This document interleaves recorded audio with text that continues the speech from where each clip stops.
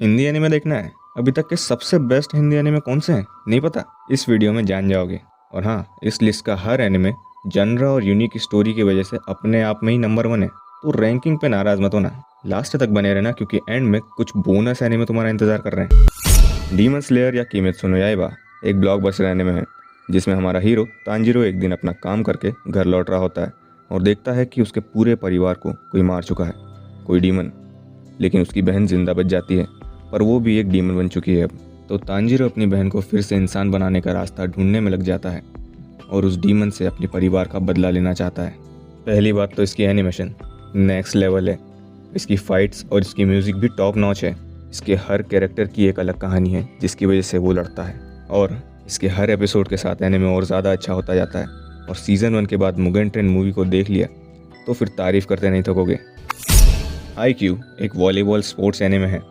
मेरा दोस्त है जिसको एनिमे के बारे में कुछ नहीं पता, ना वॉलीबॉल के बारे में, और उसने ये शो देखा और उसको तब से वॉलीबॉल खेलने का मन होता है। ये जादू है इस शो का। ये कहानी है हमारे हीरो शोयो हिनाटा की, जो एक बार वॉलीबॉल मैच देखता है और उसको वो बहुत ज़्यादा पसंद आ जाता है। अब उसको भी एक स्पाइकर बनना है। मिडिल स्कूल टूर्नामेंट में हमारा हीरो एक बहुत फेमस प्लेयर कागेयामा से हार जाता है और उसको अपना राइवल मान लेता है। लेकिन किस्मत के चलते अब कागेयामा और हिनाटा दोनों एक ही हाई स्कूल में आ चुके हैं और अब उनको एक ही टीम में साथ में काम करना पड़ेगा। इस शो के मैचेस इतने इंटेंस हैं कि तुमको ऐसा लगेगा कि तुम खुद ही गेम खेल रहे हो। इसके सभी कैरेक्टर्स की अपनी ज़िंदगी है और अपनी मुसीबत है, जिसके बावजूद उनका पैशन वॉलीबॉल के लिए कम नहीं होता।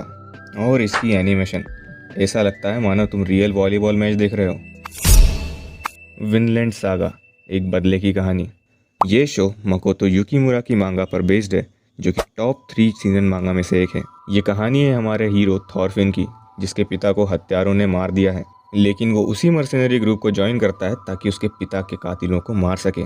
ये कहानी बदले से तो शुरू होती है पर असल में पर्सनल ग्रोथ की है।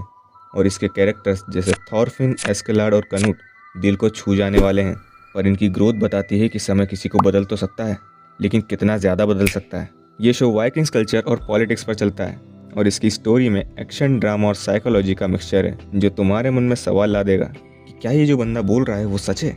ये शो तुम्हें रियलिटी और जीवन पर सवाल करने के लिए मजबूर कर देता है। रीज़ीरो एक इसेकाई शो है। इसेकाई से तुम्हारे दिमाग में आ रहा होगा कि हीरो दूसरे वर्ल्ड में पहुंच गया है और वो सबसे ताकतवर बन जाएगा या उसके पास कोई चीट स्किल आ जाएगी जिसकी मदद से वो किसी को भी धूल चढ़ा देगा। लेकिन ऐसा नहीं है। हमारे हीरो के पास कोई एबिलिटी नहीं है। अब मेरा मतलब है, उसको भी यही लगता था कि दूसरे वर्ल्ड में जाके उसके पास कोई सी कमाल की स्किल आ जाएगी, पर ऐसा कुछ भी नहीं होता। रुको यार ज़रा, इसके फर्स्ट एपिसोड में पता चल जाता है कि हीरो के पास एक अलग ही लेवल की पावर है, लेकिन इसकी एक कीमत है। ये स्किल जितनी कमाल की है उतनी ही खतरनाक भी। जब भी हीरो ये पावर यूज़ करेगा तब एक म्यूज़िक बजेगा।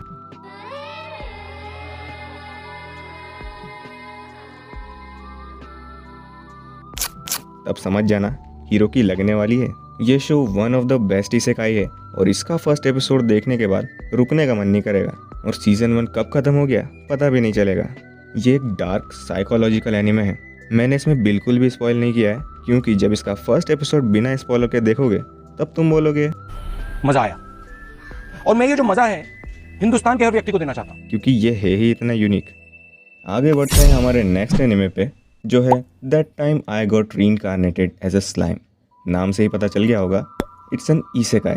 इसमें हमारा हीरो 37 साल का होता है जो कि मर जाता है और मरते मरते अपने दोस्त को कहता है मेरी कंप्यूटर हिस्ट्री डिलीट कर देना। लेकिन मरने की बजाय वो दूसरी ही दुनिया में एक स्लाइम मॉन्स्टर यानी वीकेस्ट मॉन्स्टर बनकर पैदा होता है। ये जर्नी एक वीकेस्ट स्लाइम की स्ट्रॉन्गेस्ट इन होल मल्टीवर्स बनने की है। ये एक्शन, कॉमेडी और नेशन बिल्डिंग एनिमे है जिसमें सबके पास कुछ पावर्स होती है जिन्हें स्किल्स कहते हैं, और हमारे हीरो के पास स्किल्स का भंडार है। इसका सीजन 1 बढ़िया है, लेकिन सीजन 2 तो बवाल ही है। अगर तुमको ओवर पावर्ड मेन कैरेक्टर पसंद है या नहीं भी है, फिर भी ये शो ज़रूर देखना, क्योंकि ये एक टोटल फैंटेसी है। जॉबलेस रीइंकार्नेशन एक टॉप टियर इसेकाई एनिमे जिसको स्टूडियो बाइंड ने बनाया है and it's animation is stunning. पता ही नहीं चलता है कि ये स्टूडियो बाइंड का फर्स्ट वर्क है। ये कहानी है हमारे हीरो रूडियस की, जो मर के एक दूसरे फैंटेसी वर्ल्ड में पैदा होता है। उसका शरीर तो बच्चे का है, लेकिन दिमाग 34 साल के इंसान का। तो हाँ, हरामी है वो एकदम। इसमें एक्शन, कॉमेडी, मैजिक और एक कमाल का वर्ल्ड सब कुछ है। लेकिन सबसे बढ़िया है कैरेक्टर डेवलपमेंट। रूडियस जो अपनी पास्ट लाइफ में डिप्रेशन में था और टोटल शट एंड नीक था, पर अब वो फिर से सेम नहीं रहना चाहता है। वही गलतियां दोबारा नहीं दोहराना चाहता है। लेकिन क्या किस्मत ऐसा करने देगी? रूडियस काफ़ी रियल पर्सन लगता है, जिससे ऐसा लगता है कि तुम उसकी लाइफ खुद एक्सपीरियंस कर रहे हो। और इसका म्यूज़िक हर सीन को और ज़्यादा इम्पैक्टफुल बना देता है। लास्ट में बस इतना बोलूँगा, बस इस शो को जाकर देख लो। दोस्तों, अब हम बात करते हैं निंजा वर्ल्ड में बेस्ड नारुतो एनिमे की, जो एनिमे की दुनिया का बेताज बादशाह है। यह एनिमे 2002 में आया था और आज लगभग 23 साल हो गए हैं, लेकिन फिर भी इसकी पॉपुलैरिटी कम होने का नाम नहीं है। इससे अंदाज़ा लगा सकते हो कि ये एनिमे कितना कमाल का होगा। ये स्टोरी है नारुतो उज़ुमाकी नाम के लड़के की, जो अपने गांव लीफ विलेज का होकागे बनना चाहता है। I'm gonna be Hokage one day! होकागे को तुम विलेज की सबसे बड़ी पोस्ट मान सकते हो, और वो होकागे क्यों बनना चाहता है ये तो तुमको एनिमे देखने के बाद ही पता चलेगा। इस एनिमे की स्टोरी टेलिंग इतनी बढ़िया है कि तुमको इसके कैरेक्टर से इमोशनल अटैचमेंट हो जाएगा। जैसे इटाची, मादरा उचिहा, ककाशी हाटाके, माइट गाय, ये कुछ ऐसे कैरेक्टर हैं जिन्हें तुम अपनी ज़िंदगी में कभी भुला नहीं पाओगे। और इसके विलन्स, भाई तुम्हारे किसी भी दूसरे एनिमे के टिपिकल विलन्स जैसे नहीं है। जब तुम इस एनिमे का कैरेक्टर डेवलपमेंट देखोगे ना, तब इसके विलन्स के साथ भी एक अलग ही बॉन्ड बन जाएगा। बस अब और ज़्यादा बोला तो स्पॉइलर हो जाएगा। Free rein beyond journeys and, जो आया था 2024 में, और इसने एनिमे के एक बेताज बादशाह फुल मेटल अल्केमिस्ट ब्रदरहुड को, जो सालों से माय नेम लिस्ट पर टॉप पर बैठा था, उसे सेकंड पोजीशन पर ला दिया था। इसकी कहानी फ्रीरन नाम की इमॉर्टल एल्फ के बारे में है, जिसने अपने पार्टी मेंबर्स के साथ मिलकर डीमन किंग को हरा दिया है। Yes, you heard it right. आमतौर पर कोई भी कहानी दोस्तों के साथ मिलकर किसी डीमन किंग को हराने की रहती है, लेकिन ये कहानी मंजिल के अंत के भी परे है। फ्रीरन बियॉन्ड जर्नीज एंड। फ्रीरन अमर होने के कारण ये जानने में बहुत देर कर देती है कि दूसरों को जान पाने के लिए उसके पास समय कम है। मैड हाउस ने इसे एनिमेट किया है and it has amazing animation. ये शो दूसरों जैसा इंटेंस नहीं है, लेकिन इसकी सूदिंग वाइब को अगर समझ गए तो शायद ये तुम्हारा फेवरेट बन जाए। वन पीस एक नाम नहीं, ब्रांड है। इसको फैंस ग्रेटेस्ट स्टोरी भी कहते हैं। इसके कैरेक्टर्स शुरू में अजीब लग सकते हैं, लेकिन आगे बढ़ते बढ़ते सब कुछ बहुत बढ़िया होता जाता है। ये बिग 3 का पार्ट है, जिसमें नारुतो और ब्लीच भी शामिल है। ये कहानी है हमारे हीरो मंकी डी लूफी की, जिसके पास डेविल फ्रूट पावर है। अगर कोई इंसान डेविल फ्रूट खा लेता है तो उसको एक अनोखी ताकत मिल जाती है, और अलग अलग डेविल फ्रूट में अलग अलग पावर्स रहती है।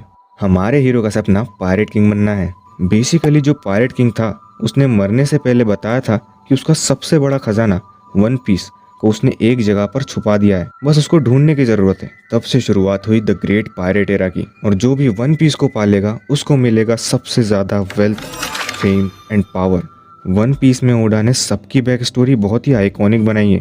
इसकी वर्ल्ड बिल्डिंग भी टॉप नॉच है, एकदम डाइवर्स, और इसमें मिस्ट्रीज तो भरी पड़ी है। जैसे अभी तक किसी को भी नहीं पता कि वन पीस ट्रेजर असलियत में है क्या। हाँ, इसमें एपिसोड थोड़े ज्यादा हैं, लेकिन एक बार अलाबास्टा आर्क तक पहुंच जाओ तो उसके बाद मजा कम ही नहीं होगा। अटैक ऑन टाइटन, ये एक ऐसा एनिमे है जिसमें टाइटन्स इंसानों को खाने आते हैं, जिसकी वजह से इंसानियत 3 बड़ी बड़ी दीवारों के पीछे छिपकर रहती है।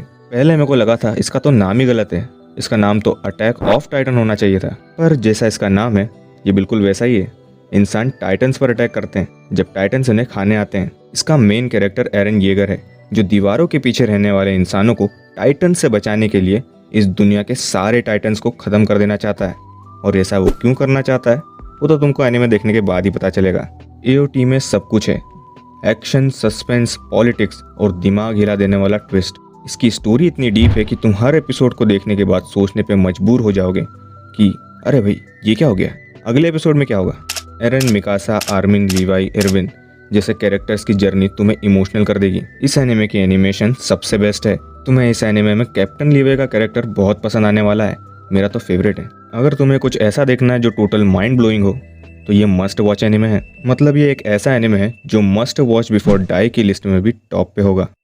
अगर तुम्हारा फेवरेट एनिमे इस लिस्ट में नहीं था तो टेंशन मत लो, बस एक बार कमेंट कर दो पार्ट 2 और मैं बना दूंगा। वैसे भी केवल एक टॉप 10 लिस्ट सबको सेटिस्फाई नहीं कर सकती है। बारी आती है बोनस एनिमे की, लेकिन उससे पहले क्या तुमने टेंसुरा एनिमे देखा है? मैं इसलिए पूछ रहा हूँ क्योंकि इसमें कुछ मिसिंग है। नहीं नहीं, शो में कोई दिक्कत नहीं है। In fact it is one of my favourite anime. लेकिन एनिमे को शॉर्ट एंड इंगेजिंग रखने के लिए इसमें से कुछ इंपॉर्टेंट डिटेल्स और बैक स्टोरीज को हटा दिया गया है। जैसे सीजन 1 में हमारा हीरो रीमुरु एक मॉन्स्टर की जान बचाता है, जो कि आगे चल के उसके one of the 3 strongest subordinate में से एक बनता है। लेकिन वो सीन है ही नहीं एनिमे में। और सीजन 2 के एंड में जब वो विलन को हराता है तो जो पावर यूज करता है उस पावर को एक्सप्लेन ही नहीं किया है, और वो पावर लिटरली कुछ ज़्यादा खतरनाक है। जिसने भी सीजन 2 देखा है वो शायद अभी तक उस पावर के बारे में कंफ्यूज ही होगा। और ये show one of my favourite होने और इसकी लाइट नॉवल अभी तक की सबसे ज़्यादा बिकने वाली लाइट नॉवल होने के कारण मैंने इसे पढ़ लिया है। और मैं इसकी एक सीरीज़ ला रहा हूँ जिसमें सब कुछ डिटेल में समझाऊंगा। एक कैरेक्टर फाइट के समय क्या सोचता है, उसकी कौन सी एबिलिटी कितनी ज़्यादा कमाल की है, और क्या क्या इंपॉर्टेंट चीज़ें एनिमे में नहीं बताई है, सब कुछ। So now time for bonus anime. First is solo leveling, जो कुछ समय पहले ही एनिमे ऑफ द ईयर बना है। Next are bleach and dragon ball. Bleach जिसे न्यू जेन एनिमे का फादर मानते हैं, और ड्रैगन बॉल जिसको बिग 3 का फादर मानते हैं। And lastly delicious in dungeon. नाम पर मत जाना क्योंकि इसके एंड तक तुम्हारा अलग ही रिएक्शन होगा। Thanks for watching.